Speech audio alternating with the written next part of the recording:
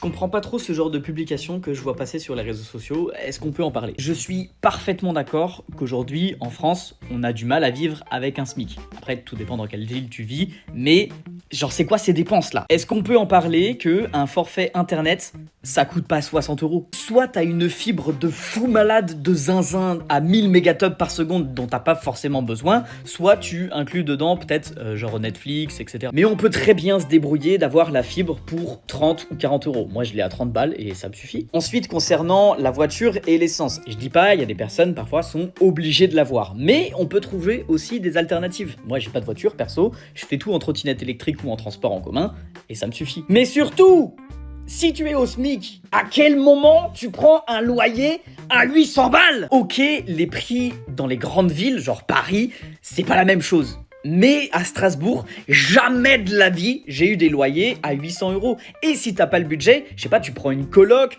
ou un appartement plus petit ou plus loin du centre-ville et tu te débrouilles pour avoir un loyer moins cher que 800 balles. Comme dernier truc, si encore une fois t'es au SMIC, à quel moment tu dépenses 600 euros par mois pour les courses? Je pense que tu peux revoir un petit peu tes exigences et peut-être éviter de manger de la viande tous les jours ou des trucs qui coûtent cher. Ou alors ça veut dire que tu payes la bouffe pour plusieurs personnes et dans ce cas, bah, ça veut dire que vous pouvez aussi avoir plusieurs salaires. Et bah, du coup, il y a des dépenses qui se divisent aussi en deux. Bref, je suis curieux de savoir ce que vous en pensez et dites-moi quelles sont vos dépenses par mois en loyer, en bouffe, pour ceux qui en ont. Parce que bah, à mon sens, quand tu es payé au SMIC, bah, t'essayes justement de réduire ce genre de dépenses au maximum possible. Mais franchement, Internet 60 balles, qui paye ça quoi? Et pour répondre directement aux rageux qui diront ouais mais Bruno, toi t'es complètement déconnecté de la réalité, tu peux pas comprendre parce que maintenant t'es sur les réseaux et tout.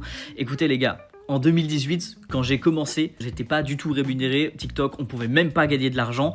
Je vivais avec entre 300 et 500 euros par mois, alors que j'avais un loyer de 300 euros. Voilà, je m'adaptais par rapport à mon revenu. Et après, je mangeais des pâtes tous les jours.